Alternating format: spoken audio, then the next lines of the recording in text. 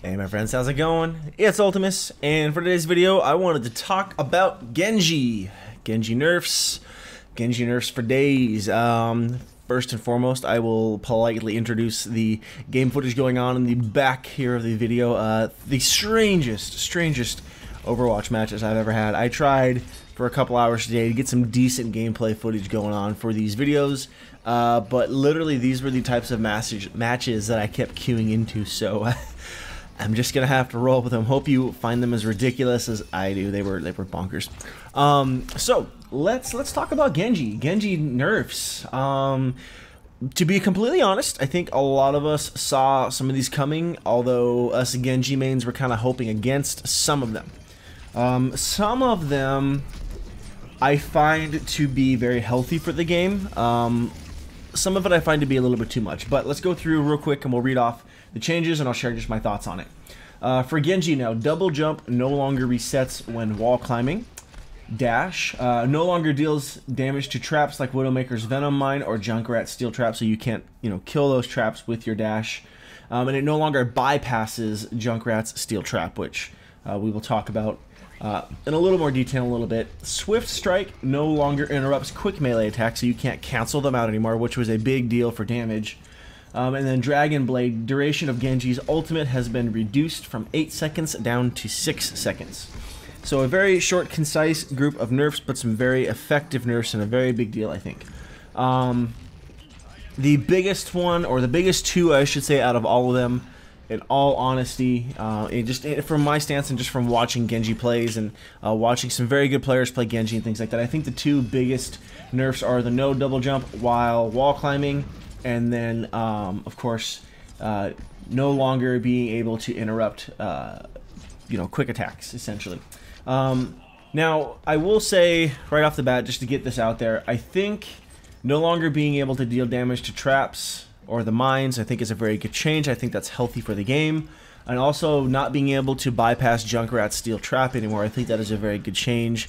And as nice as it was to be able to just kind of zip right across those, I see how it is very healthy for the game to have these changes implemented. And so, as nice as it was to be able to effectively do that, I'm not upset at those changes. I think the hardest part will be just having to remember that I can't, in fact, do that now. The biggest hit, though, is the hit to mobility and damage. The duration of the ultimate I don't find to be too big of a deal. Obviously, it shortens a window, but a well-timed ultimate is a well-timed ultimate anyways, and top-tier and good Genji players make use of that anyways, so I don't think that will be a big problem. No longer being able to interrupt quick attacks, or Swift Strike no longer interrupting quick melee attacks, is going to be a huge deal, especially when trying to catch up with someone like a Tracer or finish off like a healer that can fly away, such as Mercy, things like that. I think my biggest issue, in all honesty, is the nerf to damage and mobility. I could see one or the other being nerfed, but not both. To me, at least, that seems like it's a big, I don't know, just a big hit. I don't think it's going to make Genji completely irrelevant, though. I still think he's going to be able to be played. I think he'll still even have place in tournaments, to be completely honest. Now, I myself don't compete in tournaments. I'm just not that good yet, as you guys know very well. But I have been able to pay attention to what some of the top tier players are saying, watch their matches, things like that. I just think it's going to turn Genji into a more defensive player. In all honesty, you're not going to be able to fly in there like we normally could. And to be fair, we really couldn't fly in there all crazy like anyways. Genji is not the best at taking on, one versus, fill in the blank amount of fights. Genji can handle sometimes a 1v2 depending on what he's up against, but you can push 3 targets plus and it's like you're kind of up the creek without a paddle unless you've got your team with you. But the mobility bit, I think the hardest thing really is going to be just relearning the mobility. I think a lot of Genji players, especially the ones that have been playing longer than I have and that have been putting in more time than I have, I can say they'll probably be affected by this more than I will. And I'm already feeling that. Just playing on the PTR for a little bit, I should mention actually this footage came from the PTR. Really having to rethink about my positioning and what I'm doing. I'm just not as quick anymore, obviously. It makes it feel a little bit clunky is my concern. To me, it just doesn't make sense to nerf the mobility. Their thoughts were that they feel like Genji was a little too difficult to pin down, and these changes, they're hoping to balance his speed. I get that, but at the same time, he's a freaking ninja, for crying out loud. I don't know. It just seems, again, like nerfing the damage and the speed is a silly thing. And then, of course, like we were talking about before I interrupted myself, was just relearning all the muscle memory bits, relearning the movements, the timing of it all of that. I think that's going to be the hardest thing to just read out, because a lot of us Genji players, we've got this down to a science where we kind of know what we can do to get away, how much time we can spend up in the air, all of that.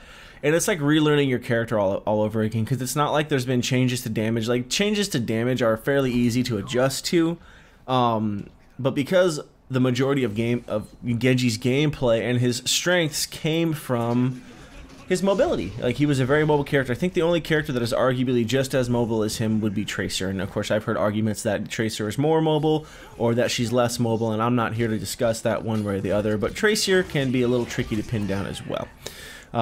But I think overall, in honesty, like, as much as it sucks to have your main class nerfed, I'm not really necessarily upset about it. I'm not butthurt about it.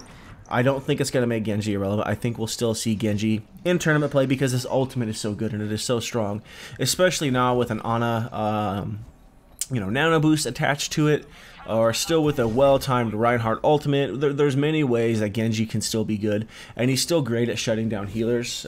So I have no plans of switching mains.